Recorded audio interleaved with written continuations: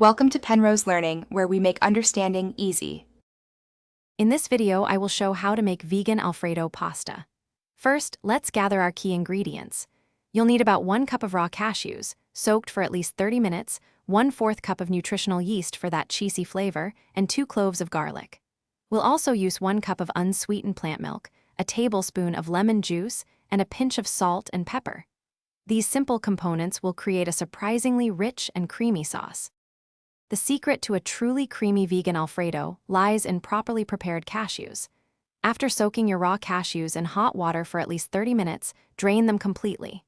This step is crucial for achieving a silky smooth texture.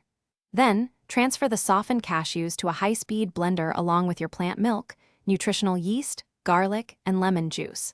Blend until the mixture is incredibly smooth, ensuring no gritty bits remain. You might need to scrape down the sides a few times. While your sauce is blending, cook your favorite pasta shape, such as fettuccine or linguine, according to the package directions until it's perfectly al dente. Remember to reserve about 1/2 cup of the starchy pasta cooking water before draining. This liquid is your secret weapon for achieving the perfect sauce consistency.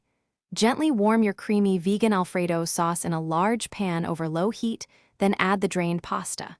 Toss everything together, adding a splash of the reserved pasta water if the sauce seems too thick. Now for the final touches.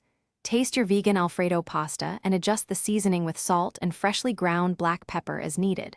For an extra flourish, garnish with some freshly chopped parsley or a generous sprinkle of vegan Parmesan cheese. This dish is best enjoyed immediately, while the pasta is warm and the sauce is at its creamiest. For a more complete meal, consider adding some sautéed mushrooms, steamed broccoli, or even some plant-based chicken strips. Enjoy your delicious, homemade vegan Alfredo. Thanks for watching. If this was helpful, leave a like and consider subscribing. See you next time.